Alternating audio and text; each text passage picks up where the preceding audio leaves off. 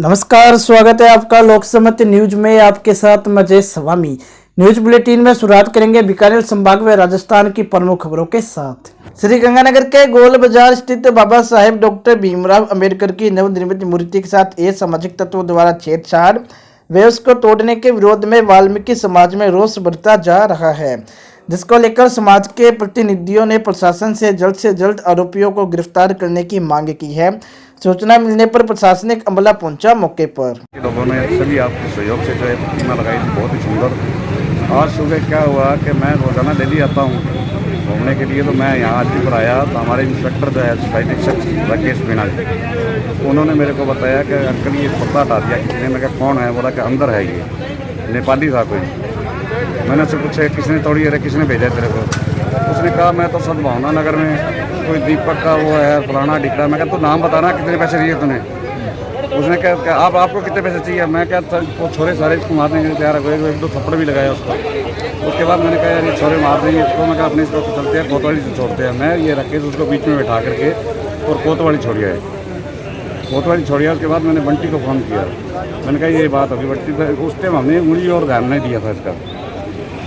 तो आज यहाँ का काम देखते थे, जो काम करने वाली एजेंसी से उसको कह रखा था कि आप इसका फोटोग्राफ भेजा करो, दिल्ली की कितनी प्रोग्रेस की है। तो आज ये घटना जैसे पता लगी, कालूराम जी ने बताई, बहुत दुखदायी घटना है जिसकी जितनी निंदा की जाए कम है। चाहे वो असामाजिक तत्व है, चाहे कोई है, किसी को नहीं बख्शा जाएगा। कालूराम जी चलते हैं अगली खबर की तरफ। बीकानेर में रेमडेसिविर इंजेक्शन की कालाबाजारी करने वाले 4 युवकों को पुलिस ने गिरफ्तार कर न्यायालय में पेश किया। इंजेक्शन देने वाले और लेने वाले दोनों को एक ट्रैप कार्रवाई में पकड़ा गया है। पुलिस को 4 इंजेक्शन बरामद हुए हैं। एक इंजेक्शन 24,000 रुपये में बेचा जा रहा था। पिछले कई दिनों से शहर में रेमडेसिविर इंजेक्शन की कालाबाजारी की शिकायतें मिल रही थी। इस पर पुलिस की विशेष टीम ने जाल बिछाकर कालाबाजारी करने वाले 4 युवकों को पकड़ा। टीम ने 4 लोगों को राउंड अप किया व इनसे कालाबाजारी करते हुए रेमडेसिविर इंजेक्शन बरामद किए। कौन लोग हैं और कितने बरामद किए हैं? कौन लोग हैं? कहाँ किस तरीके से ये बेच रहे थे? 4 आदमी हमने अभी तक गिरफ्तार किए हैं, जो 4 इंजेक्शन इनसे बरामद हुए हैं। ये लोग इंजेक्शन लाकर ऊंचे दामों में यहाँ मार्केट में ब्लैक में बेच रहे थे और जरूरतमंद आदमी इसको ऊंचे दामों पर खरीद रहा था। ये 14,000 से लेकर 24,000 रुपये तक एक इंजेक्शन की कीमत लेते थे, जो वास्तविक कीमत से बहुत ज़्यादा है। एक बात ये भी सामने आई है कि ये सभी लोग जो हैं वो निजी अस्पतालों में और हेल्थ केयर सेंटर्स में काम कर रहे थे। तो क्या पुलिस उन हेल्थ सेंटर्स वगैरह से भी पूछताछ कर रही है? जैसे ये है कि ये सभी लोग किसी न किसी रूप में मेडिकल प्रोफेशन से जुड़े हुए लोग हैं और ये कहीं न कहीं जहाँ काम कर रहे हैं वो मेडिकल विभाग से संबंधित है, जिसके बारे में हमारी टीमें इन्वेस्टिगेशन कर रही है। और ये वास्तव में ये इंजेक्शन कहाँ से आए और किन किन लोगों की इसमें भागीदारी है, इसके बारे में प्रयास किया। क्या बढ़ते हैं अगली खबर की ओर। हनुमानगढ़ से संवाददाता प्रदीप पाल ने बताया कि नौहर में शीघ्र ऑक्सीजन प्लांट शुरू करने को लेकर गुरुवार को नौहर विधायक अमित चाचा ने जिला कलेक्टर नथमल डिडेल से चर्चा की। चर्चा के दौरान विधायक चाचा ने कहा कि जल्द से जल्द नौहर में ऑक्सीजन प्लांट स्थापित हो। विधायक ने कलेक्टर को जानकारी दी कि नौहर में ऑक्सीजन प्लांट लगाने के लिए कई फार्मों से संपर्क किया है। उन्हें उम्मीद है कि आगामी 2-2.5 महीने में नौहर में ऑक्सीजन प्लांट स्थापित हो जाएगा। 50 लाख की मैंने अनुशंसा की है। अब अलग अलग कंपनियों से कोटेशन ले रहे हैं। एक हमारे पास नोएडा से भी कोटेशन आई है, जिसमें 100 सिलेंडर कैपेसिटी का प्लांट वहाँ लगाने के लिए चर्चा कर रहे हैं। हमें उम्मीद है कि हम उसके जल्दी वर्क ऑर्डर देकर उसको स्थापित करवाएंगे। आपने वहाँ के हॉस्पिटल का भी निरीक्षण किया, उसमें क्या स्थिति है अभी ऑक्सीजन को लेकर या जो भी मरीजों को लेकर? बढ़ते मरीजों को लेकर हमने सभी ने फैसला किया 30 वार्ड का नौहर में कोविड वार्ड बने, उसको बनाकर आज की तारीख में 40 से ज्यादा मरीज एडमिट है। 25 सिलेंडर हमें प्रशासन के द्वारा रेगुलर गंगानगर सप्लाई हो रहे हैं। इसके अलावा दानदाताओं के सहयोग से मैंने ऑक्सीजन कंसंट्रेटर मशीनें भी 25 मंगवाई है, जिसके तहत प्रत्येक रोगी को ऑक्सीजन सही मात्रा में वहाँ उपलब्ध हो रही है। एक तो जिले में लगातार पॉजिटिव केसों की संख्या बढ़ रही है, इसको लेकर प्रशासन क्या कर रहा है कि चैन तोड़ पाए? और आपसे क्या सुझाव लिए कलेक्टर साहब ने, आपने क्या दिए हैं? और लगातार पॉजिटिव केसों की संख्या बढ़ने के कारण ऑक्सीजन की कमी भी आ रही है और अब प्रशासन पूरे जिले के अंदर सिलेंडर अधिकृत कर रहा है। क्या ये वास्तव में चिंताजनक बात है कि प्रतिदिन काफी संख्या में पॉजिटिव केसेस आ रहे हैं, रोगियों की संख्या बढ़ती जा रही है। जिला प्रशासन द्वारा भी सख्त निर्णय लिए जा रहे हैं कि अब लोग कम से कम आवागमन हो। मुख्यमंत्री महोदय की भी कल मीटिंग हुई है, जिन्होंने कमेटी बनाई थी मंत्रियों की, वो आज अपनी रिपोर्ट देंगे। हो सकता है शाम तक कोई सख्त फैसले भी हो जाए। हमें मैं भी अपील करता हूं सभी नागरिकों से कि हमारी प्राथमिकता जीवन बचाना है, तो ज्यादा से ज्यादा अगर हम घर पे रहकर कार्य करेंगे तभी हम अपना भी और दूसरों का भी जीवन बचा पाएंगे। बढ़ते हैं अगली खबर की ओर। बीकानेर में रेड अलर्ट जन अनुशासन पखवाड़े को सफल बनाने के लिए पुलिस प्रशासन पूरी तरह से सक्रिय हो गया है। बेवजह घूमने वाले युवकों को पुलिस क्वारंटाइन सेंटर में भेज रही है। सीओ सदर पवन कुमार भदौरिया ने बताया कि सदर सर्किल में अब तक 100 लोगों को रोड पर बेवजह घूमकर पुलिस ने पकड़कर क्वारंटाइन सेंटर भेज दिया है। सेंटर में इन युवकों की कोविड जांच भी करवाई जा रही है। सबसे बड़ी वजह तो है कि नई कोविड गाइडलाइन है जो 3 तारीख से आई है, उसके अनुसार ये कार्रवाई हो रही है, क्योंकि लोगों को काफ़ी समझाइश की जा रही है कि लोग सड़कों पर ना बेवजह ना घूमें।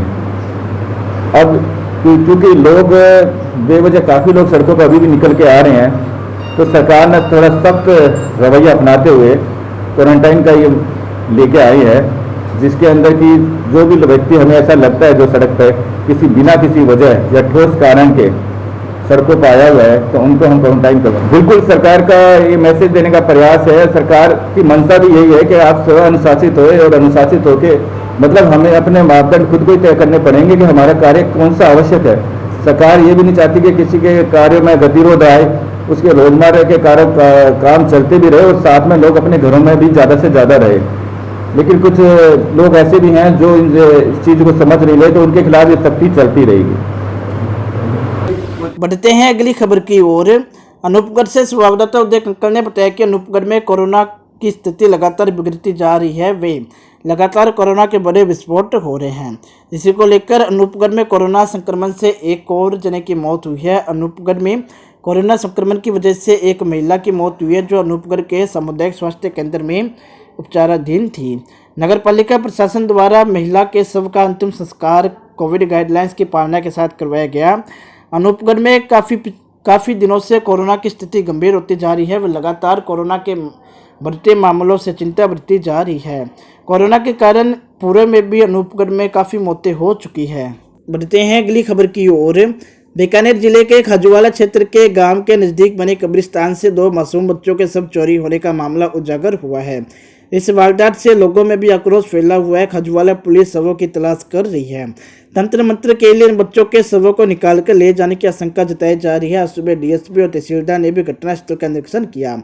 थाना प्रभारी रमेश सरवटा ने बताया कि गांव 17 के जड़ी के पास कब्रिस्तान से 2 बच्चों के शव गायब है। दफनाए हुए शवों के स्थान को खोदा पड़ा देखकर वह लोगों की भीड़ जुट गई। उन्होंने बताया कि ये शव 1-2 दिन पहले ही निकाल लिए जाने की संभावना है। इसको लेकर पुलिस की टीमें भी बनाई जा रही है। झाड़ू-टोना करने वाले लोगों का भी पता लगाने का प्रयास किया जा रहा है। थाना प्रभारी ने बताया कि गांव में 8 वर्षीय लड़की और 1-2 माह के बालक के शव को कुछ दिन पहले ही कब्रिस्तान में दफनाया गया था। कुछ लोगों ने कब्रिस्तान में मिट्टी कटी पड़ी देखी तो जनप्रतिनिधियों व पुलिस को सूचना दी गई। इसके बाद कब्रिस्तान से शवों को निकालने के बाद सामने आई। चलते हैं अगली खबर की तरफ। श्री गंगानगर के गुरुद्वारा बाबा दीप सिंह जी शहीद व सिख स्टूडेंट फेडरेशन द्वारा गुरुद्वारा दीप सिंह में विशाल रक्तदान शिविर का आयोजन किया गया। रक्तदान शिविर का आयोजन सुबह 9 बजे से दोपहर 2 बजे तक किया गया। हालांकि इस शिविर में 198 जनों का रजिस्ट्रेशन हुआ था, लेकिन सोशल डिस्टेंसिंग की पालना के चलते 113 यूनिट रक्त संग्रहण किया गया। रक्तदान के सफल आयोजन में गुरुद्वारे के प्रधान हरप्रीत सिंह भाटिया, बबलू, कुलविंदर सिंह राजू, संदीप सिंह सोना, लवप्रीत सिंह बराड़, गुरबीर सिंह सिद्धू, वकील सिंह, जसवीर सिंह पिक्कू, जत्था व मीडिया सेवादार जयप्रकाश मील जेपी ने अपनी अपनी जिम्मेदारियां निभाई। इसके अलावा बड़ी संख्या में नौजवानों के द्वारा रक्त संग्रहण किया गया। रक्त संग्रहण पुरोहित ब्लड बैंक के डॉक्टर विष्णु पुरोहित के निर्देशन में नर्सिंग स्टाफ साक्षी पुरोहित, राखी जैन, नीलम जसपाल, बिरमा, तानिया, किरण, विक्रम व किरण ने योगदान दिया। वे रक्तदान करने वालों को दूध और फलों की सेवा में सेहतिया कॉलोनी से जसप्रीत सिंह भाटिया ने फल व दूध बांटे। बढ़ते हैं अगली खबर की ओर।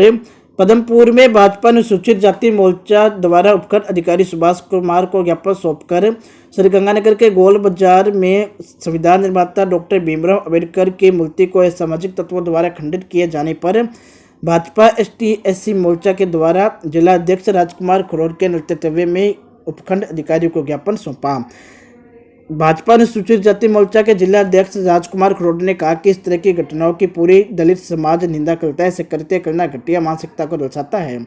दलित समाज कृत्य बर्दाश्त नहीं करेगा और मांग करता है कि दोषियों को तुरंत प्रभाव से गिरफ्तार किया जाए, अन्यथा दलित समाज पदमपुर की सड़कों पर उतरेगा, धरना प्रदर्शन करेगा। इसकी समस्त जिम्मेदारी प्रशासन की होगी। खरोड़ ने कहा कि जो पूरे शहर में भाईचारे का जो सौहार्दपूर्ण मेलजोल बना हुआ है उसको खत्म करने का यह सामाजिक तत्वों द्वारा प्रयास किया जा रहा है। ये बाबा साहेब डॉक्टर भीमराव अम्बेडकर की मूर्ति को चोट नहीं पहुंचाएगी, अपितु बाबा साहेब की विचारधारा को चोट पहुंचाई गई है। देते हैं अगली खबर की तरफ। रायसिया नगर में बढ़ते कोरोना संक्रमण को देखते हुए नगर पालिका अध्यक्ष मनीष कौशल की अध्यक्षता में पार्षदों की बैठक का आयोजन किया गया।